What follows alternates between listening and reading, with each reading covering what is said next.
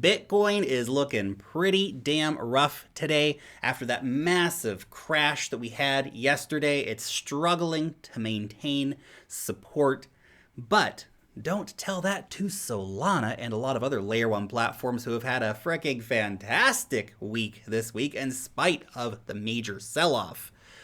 Also, some bad news out of the USA, with Coinbase getting threatened by the SEC over their lending products.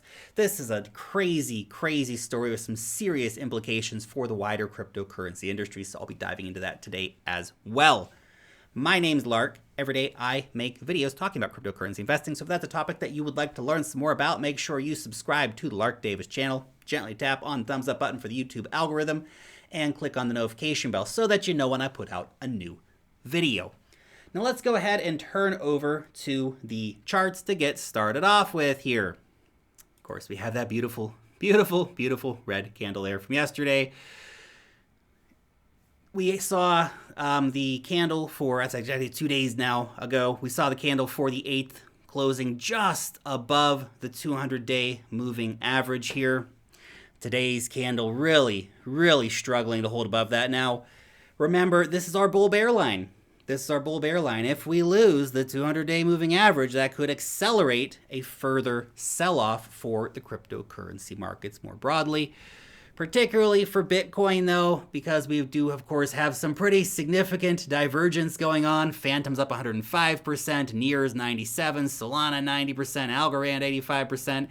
It's been a pretty damn big week in spite of the sell-off for some of these top cryptocurrencies. So some really, really big movers right across the board this week. Well, old man Bitcoin, not looking super hot. Not looking super hot. It sold off a lot, and it's still down over 10% from the recent highs over $50,000. Bitcoin, man. The old man is struggling. All the hot new kids are making some pretty damn big moves. Now, obviously, we really want to see Bitcoin holding here for buyers to step up a bit of pressure, keep us above the 200-day moving average.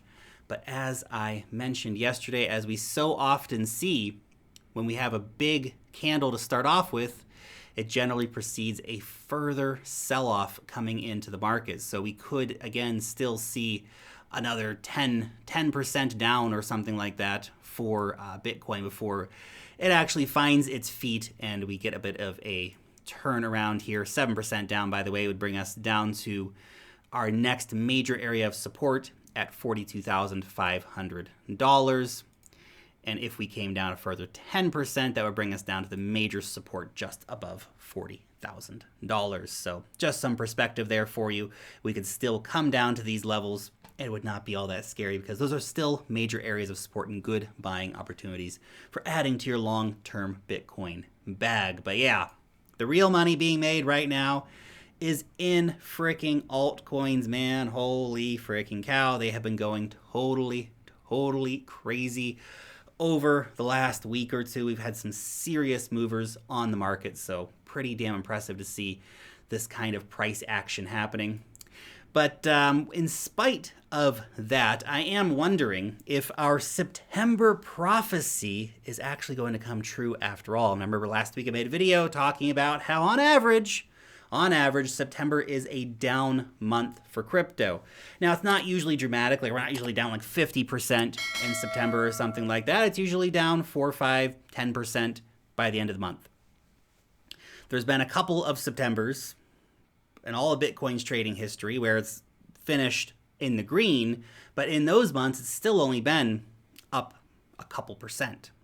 So September tends to be a pretty lackluster month for crypto overall. And with all this regulatory FUD going on, with the infrastructure bill coming up at the end of the month, with what's going on with Coinbase, which we're going to dive into here in a minute, going on, we could see a lot of uncertainty in the markets, which could spread some fear, especially if we see the media pumping up the fear engine. Or, of course, it could cause the Bitcoin holders to double down and push us up a bit. But at the moment, it seems like we could be getting our September prophecy coming true where we do get a bit of a down month for September. That being said, if that does hold true with historical patterns, Q4 of this year could be pretty damn massive. So keep an eye out for that. By the way, if you want to trade some cryptocurrencies, you can do so over on Bybit. Is the best exchange for longing or shorting a wide variety of cryptocurrencies: Bitcoin, Ethereum, Dogecoin, Cardano. They've got all of the good stuff over there. Use the link down below to start your account, and you can get up to $600 in trading bonuses. Let's go ahead and check that out if you are a trader. Now, let's get into this Coinbase story because it's a damn big one. So this is Brian Armstrong. He's the CEO of Coinbase. Basically, what was going to happen? Coinbase wanted to introduce their lending product. So that was going to allow you to earn 4% on USDC. Stake it on Coinbase, get your 4%. Now look, 4%, it's a damn low rate if you know anything about the crypto industry. Other centralized lenders give at least twice that. DeFi, you can get 10 times that relatively easily. But okay, a lot of people are on Coinbase, 4%. It's an offering. It's an offering. It's something that they're doing. I'm sure it would be plenty popular if they were able to offer to their customers. Now, here's where it starts getting interesting because they reached out to the SEC to say, hey, we're going to do this thing. And they responded by saying that it's actually going to be a security if they do that. And that's a pretty big deal. It means that Coinbase basically would not be able to do that. And it's obviously a weird thing because lending's not a security. Lending's not a security. A security is like a stock, right? So if you own Tesla, that's a security. But lending, that's what every bank does everywhere. That's not a security. That's not a security. But the SEC, since they don't know how to regulate it, they're saying, well, could be a security. Why don't you do it and then we'll sue you and find out. That's insane. So not only did the SEC refuse to tell Coinbase why they think it's a security, but they then, because Coinbase had the audacity to try to launch this lending product, which is a very standard product that banks have offered to people forever, instead of telling them how they could comply, why it's a security to do that, instead what the SEC did is they subpoenaed a bunch of records from Coinbase. They demanded testimony from Coinbase employees. And then they say, if you dare to launch this product, we will sue you. This story is just so crazy. It's so absolutely crazy. He goes on to say, in this case, they're refusing to offer any opinion in writing to the industry on what should be allowed and why. Instead, the SEC is engaging in intimidation tactics behind closed doors. It is a very crazy story. Right now, the SEC has no idea what they're doing. They're showing they have no idea what they're doing. And they're trying to legislate by lawsuit. It's absolutely crazy. So this story blows my mind for so many reasons. This product should be relatively unexciting. It's just a lending product with a relatively low rate from Coinbase. They're, one of the most compliant exchanges out there. And yet, the SEC's reaction to this, because they have no idea what they're doing, they have no idea what the regulations should be, say, well, that's probably a security. We need to subpoena you. We're going to sue you. This is how the industry is being treated by regulators in the USA. Now, you have to keep the wider perspective in mind here, too, that we did see some very interesting correlation, because this story was announced yesterday, by the way. So we did see the market dump just before Coinbase announced their fight with the SEC. Did word get out before the news release? Did insiders dump? Did whales get news of this, and so they're able to sell or short the market? We're probably never going to know that, but it certainly is an interesting coincidence, don't you think, that we see this big market sell-off Then a few hours later, we get this news announcement. Very suspicious timing, if you ask me.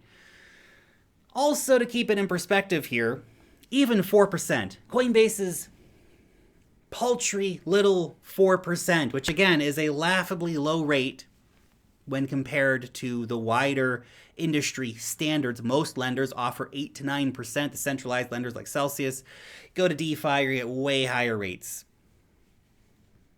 Coinbase is 4%. That cannot be. Because a Chase bank account right now gives you 0.01% on your dollars. Imagine that, 0.01%. That's insane. You give JP Morgan Chase all that money. Let's say you have $1 million, put $1 million in your bank. What are you going to get for that every year? Like pennies, peanuts. Peanuts. It's absolutely insane. Meanwhile, they can take that money, lend it out to people with credit cards or mortgages or whatever else and make truckloads of money comparatively to what they're paying in interest. But I digress. This 4%, it's a threat. It's a threat to the banks. It's a threat to Wall Street. Because here's the reality. If you're a U.S.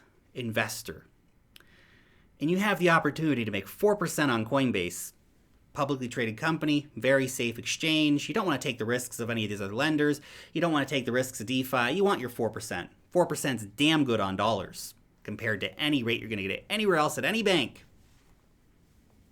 That is shaking the tree. The masters on Wall Street cannot have this happening because people are going to take the money from their banks and put it into places like Coinbase. And that is not okay because they make a lot of money off of your money. Wall Street, man. And look, the Wall Street crypto bashing, it goes pretty deep. We've seen so much. I'm working on a video that goes into more depth on a lot of this stuff in a couple of days here for you. But what's going on in the U.S. right now? There's just a lot of moving parts of regulation, and the SEC has been doing some seriously crazy stuff overall.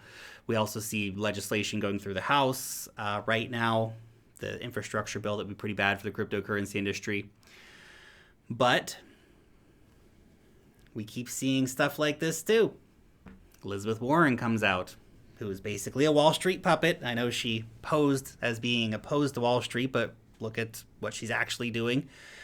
She comes out, and notice the timing of her post. Markets are dumping, so what does she do? She comes out and is bashing Bitcoin mining. Got to add to that fear. You got to scare those investors. Got to get people to sell, give their money over to Wall Street. Sell your Bitcoin to Wall Street. Do it now. Do it quickly, please. Sell it for a loss, preferably, so Wall Street can make even more money off of you. So she posted, Bitcoin mining consumes roughly the same amount of electricity as Washington State, putting pressure on our power grids and worsening the climate crisis. We need to protect our planet and crack down on environmentally wasteful crypto mining. Now, look, there's a million what-about-isms we could do here, right? What about the wasteful environmental impact of Christmas lights or the military or 100 other things that waste incredible amounts of energy? What about all those banks sitting open all day long with air-conditioned offices, bunch of computers sitting around worrying, people still doing checks and stuff like that? How much energy is all that stuff use? What about gold mining? Where's her posts on gold mining? Gold mining is very bad. It's super environmentally destructive. Gold mining, they use lots of heavy chemicals. They rip the ground up. It's all done with diesel. At least, Bitcoin is predominantly done with renewable energy. And really the problem that she's talking about here is not the problem that she's talking about. The real problem is upgrade the damn grid. You're not going to have to worry about putting pressure on the power grid if you had a more resilient power grid that was powered by renewables and maybe throw in some nuclear and stuff like that to have a more dependable energy mix. Take the coal out, take the oil out. You can have a green energy grid. And then you don't have to worry about the negative climate impacts because you're going to have a grid that is capable of handling that. But here we go. It's a different conversation, I suppose. We can have a long conversation about Bitcoin mining, its climate impact. I made videos on the topic. You can go watch those. They're still relevant. But here's the reality. This post comes very interesting timing. We see Bitcoin dump, Coinbase announce, then we see senators starting to post why Bitcoin's so bad for the environment. I'm sure over the next few days we're going to see some more negative stories. You watch. They're going to ramp up the negative media cycle again. Convince people to get scared. It just keeps repeating, doesn't it? Same story over and over again. It's pretty crazy when you actually start to look at the big picture of the media manipulation, the Wall Street manipulation, and what's kind of going on with the crypto markets in that regards. In the regulation stuff, it drives me crazy. Anyway, just my 2 Satoshis for today. Your question: do you think that the SEC would win if they sued Coinbase? Coinbase is a big company. They got a lot of money. I'm sure they can get some really good lawyers. Be an interesting question to see if they won or not. If Coinbase won, it'd set a pretty big precedent. If the SEC wins, it also sets a big precedent, but in the wrong direction. So, curious to know if it comes down to it, if Coinbase does take the legal route, would the SEC or would Coinbase win? Throw your opinion down below in the comment section. Thanks so much for watching today's video, and peace out till next time.